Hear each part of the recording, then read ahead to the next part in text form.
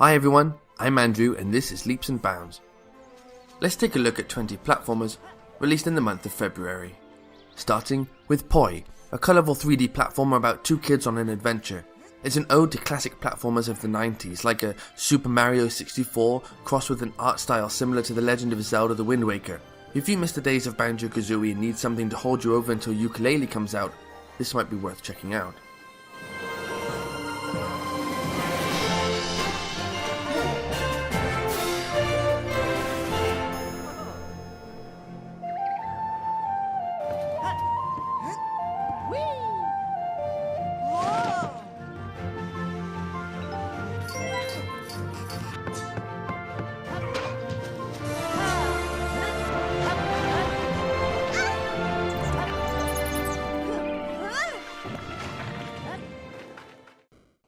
Alwa's Awakening is a charming 8-bit retro platformer inspired by Solstice and Battle of Olympus. You play as Zoe, whose task is to restore peace to the land of Alwa.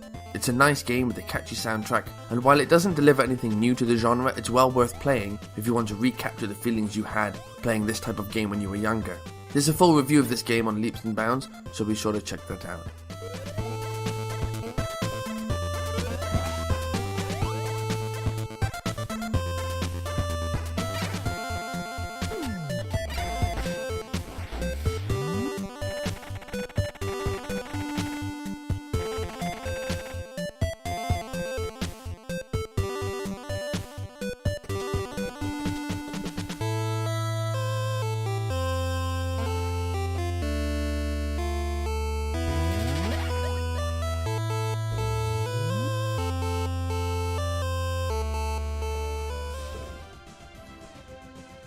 Rosenkreuzstilett is a mega action platformer game in which you step into the shoes of a virtuous young woman caught on the wrong side of a revolution instigated by her closest friends. It's been compared to the classic Mega Man series, entertaining while being something of a challenge.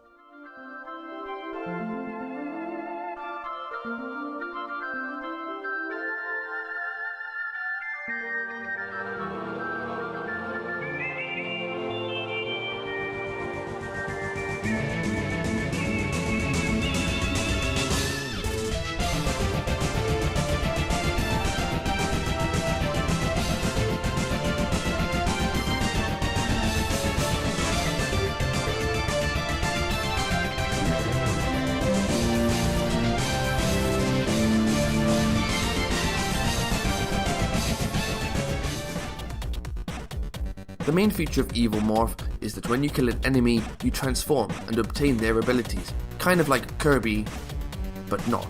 This is an extremely punishing adventure, so stay away if you don't want to die countless times.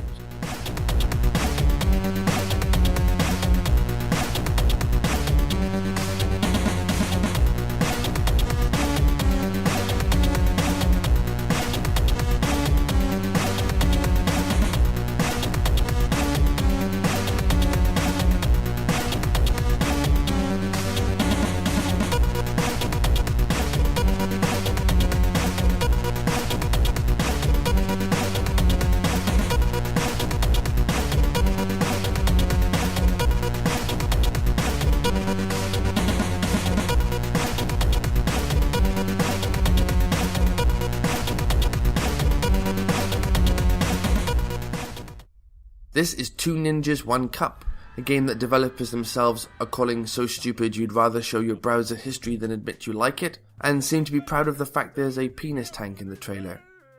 It's only $1, that's €1 or 79 pence in the UK, so if you find the trailer funny, you haven't got much to lose by checking it out. Why are you wearing a dress? I'm from Scotland and this is my traditional outfit. And it's a skirt.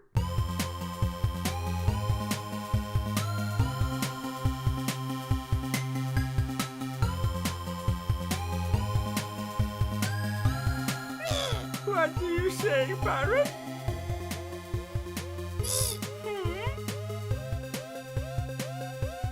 He shot his pants? Yes, just like the old saying goes.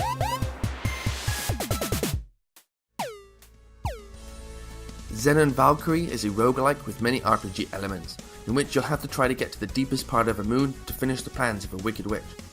It's another tough-as-nails platformer. Early reviews on Steam pointed out a few bugs here and there, but the developer seems to have been listening to the feedback and has been optimizing the game, which is nice to hear.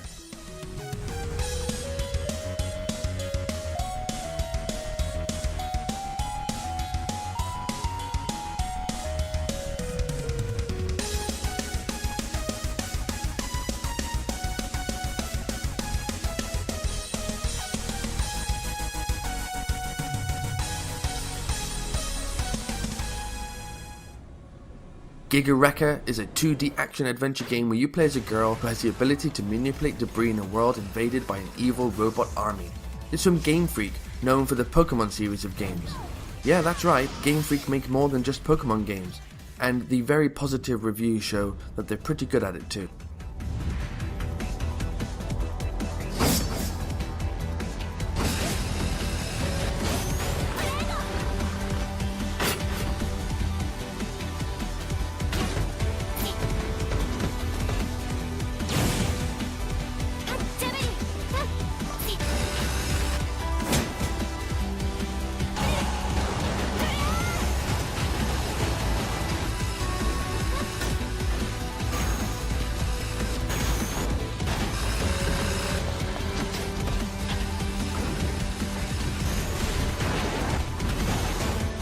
I really like how bright and colourful Splasher looks. It's billed as a fun and challenging 2D platformer that takes place in a large paint factory. It's received good reviews around the web, and it looks like one of the better entries this February.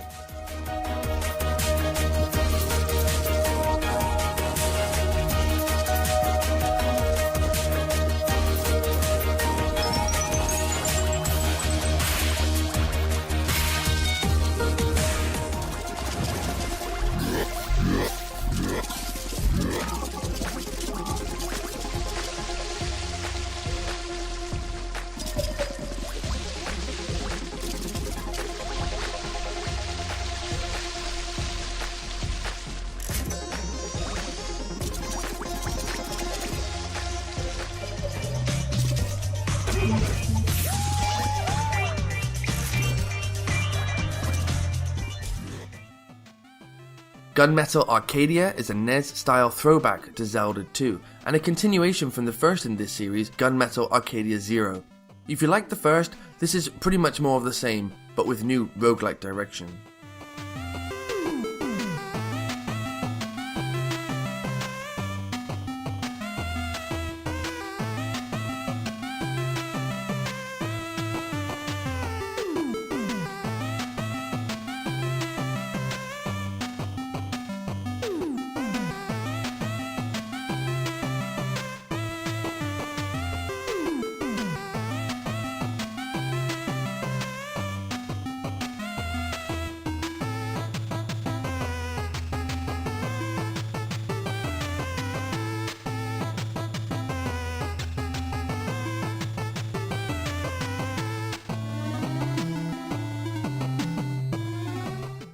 This is Bleed 2, a fast-paced, relentless arcade action game with a whole load of boss fights.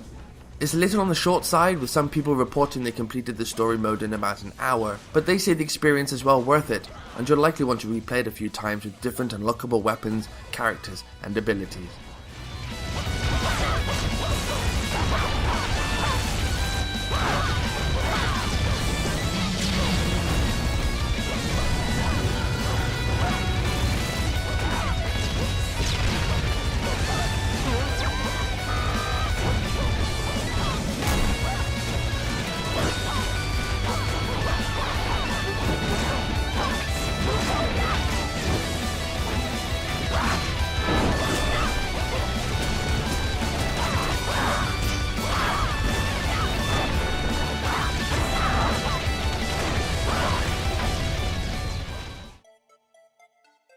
The next title on our list is a 2D puzzle platform game called Boar. You play as a girl with the ability to multiply herself, stranded on a strange world full of puzzles. The puzzles aren't going to strain your intelligence, but they are well designed.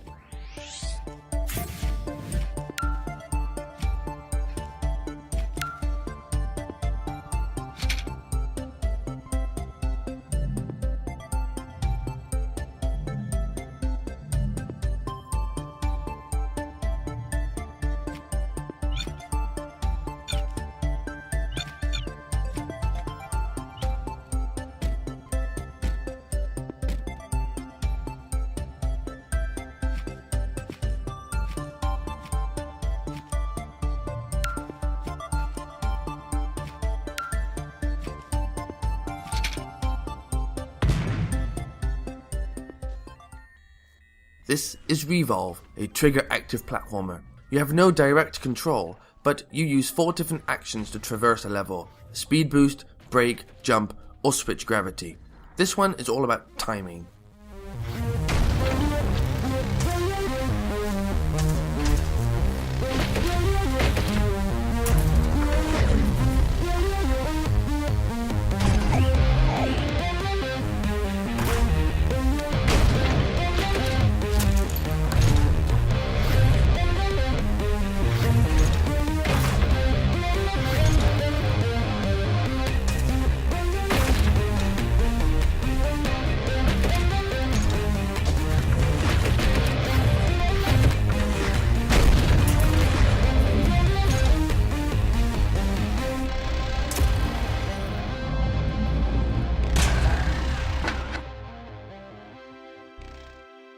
Naked Man vs. the Clothes is a bizarre game.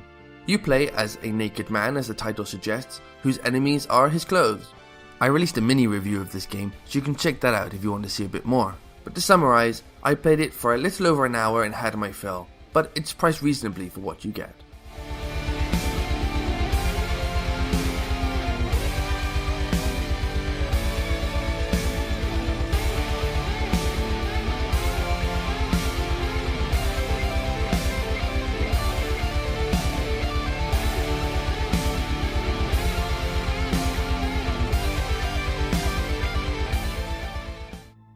Here's one of the higher profile releases of February.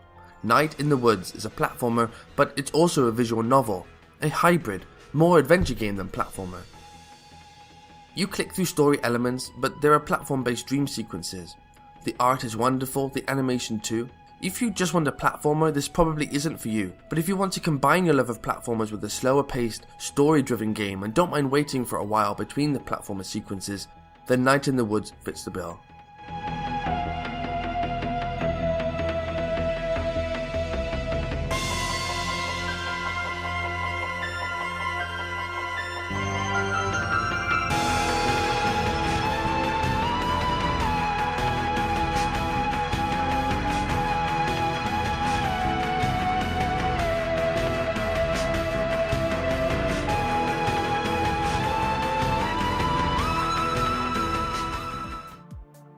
There's quite a few ultra difficult games on this month's list, and Die is another.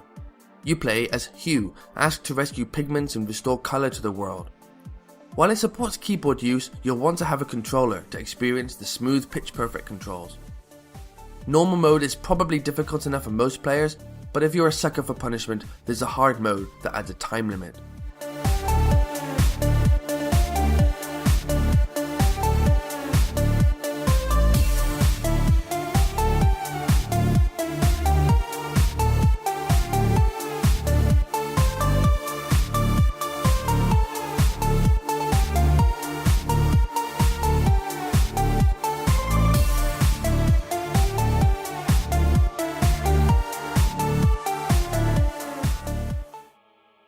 And staying in line with ultra challenging platformers, this is the brutal, merciless Eternal Return. One of the things that stood out to me when checking this out is that you have no air control, so you're unable to change direction when you're in the middle of a jump. Comparing this to the original Castlevania seems par for the course. It's had mixed reviews, and most of the negative reviews are citing poor controls, which is a big no-no for platformers. But the positive reviews have been coming from those who love a challenge and remember how some NES games used to handle.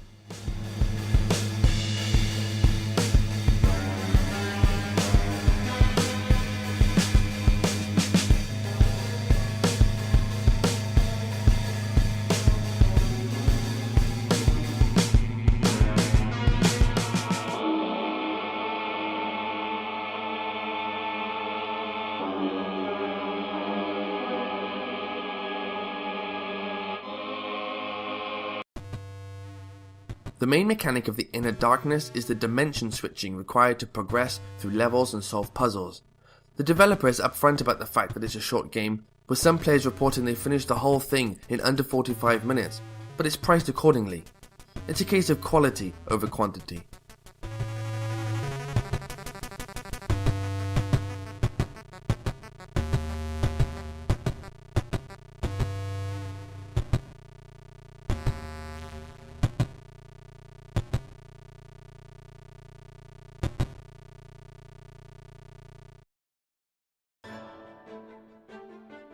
Hollow Knight stands out from the February crowd. I love the hand-drawn insects and bizarre environments. It's a vast interconnected world with a lot to see. I've played for about 10 hours so far, and I'd be surprised if that didn't double by the time I'm done. It's well worth the €15, that's $15 or £11 price tag. I'll have a full review of Hollow Knight out in the next few days.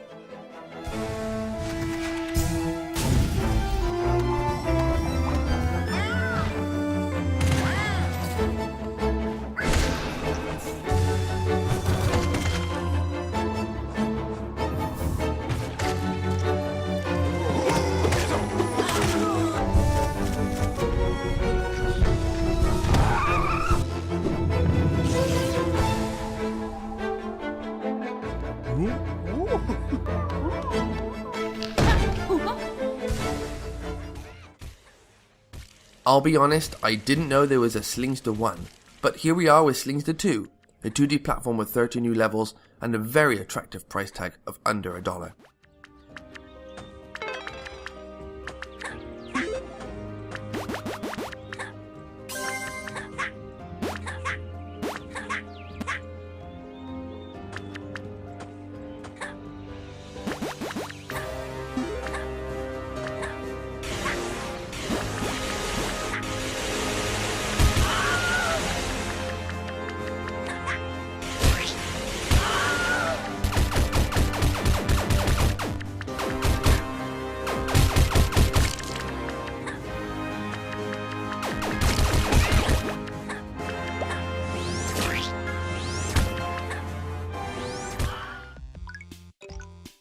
This is Super Cuber, a minimalist platformer reminiscent of the Impossible game, but entirely its own thing, with the emphasis being on speedrunning. There are 60 levels to get through, but a cool feature is the level editor with built-in Steam Workshop support, which will potentially expand what you're getting here.